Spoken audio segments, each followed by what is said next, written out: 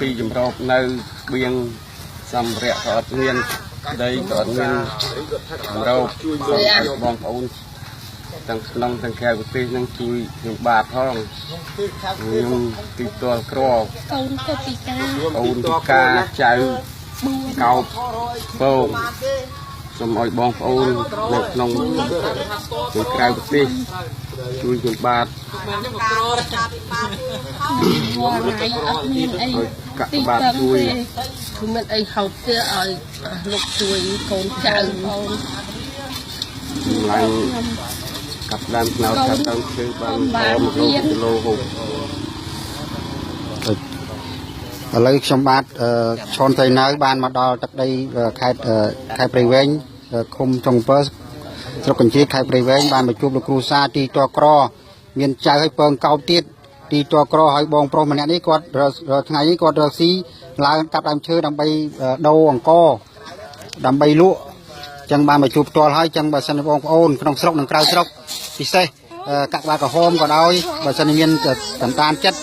ចង់ជួយដល់គ្រួសារនេះអាចទំនាក់ទំនងតាមលេខទូរស័ព្ទខ្ញុំបាទ096 7353 120ចឹងសូមអរគុណជម្រាបចង់លោកមេភូមិមានពីអីថ្លែងនៅជឿននិយាយឲ្យបងគ្រូសាងទេខ្ញុំតំណាងឲ្យគុំ7ខ្ញុំសូមជឿននិយាយដល់សពរដ្ឋជនទាំងក្នុងស្រុកទាំងក្នុងប្រទេសនិងក្រៅប្រទេសដើម្បីសូមជួយគ្រួសារគាត់ទាំងអស់នេះពិតជាក្រីក្រមែនហើយគាត់តបថ្ងៃគាត់ដើររកស៊ីវាយតែអត់វាយស្អីទេហើយណាមួយកូនក៏ពិការជើងចៅក៏កោកហ្នឹងហើយខាងតាហ្នឹងក៏គាត់ស៊ីឈ្នួលគេដល់តែកាប់លុយតែងបានលុយទៅជួយមកដើម្បីយកមកពួតពួងក្នុងគ្រួសាររបស់គាត់ចឹងទេខ្ញុំទៅមើលក្នុងប្រទេសនិងក្រៅប្រទេសសូមជួយដល់គ្រួសាររបស់គាត់ផងបាទសូមអរគុណ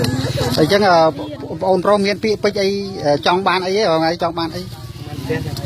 ចង់បានទៅផ្ទះហើយថ្ងៃជើងពីការទាំងពីរហ្មងអញ្ចឹងមុខថ្ងៃមុខរបរអីមុខរបរមានការងារធ្វើទេ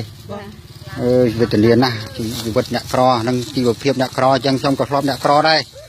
ចឹងបានមកជួបផ្ទាល់ហើយចឹងសូមបងប្អូនឥឡូវពិសេសដល់សប្បុរសជនក្នុងស្រុកនិងក្រៅស្រុកមេត្តាជួយដល់គ្រួសារទាំងអស់នេះផងចឹងសូមអរគុណជម្រាបលាបានចាំមើល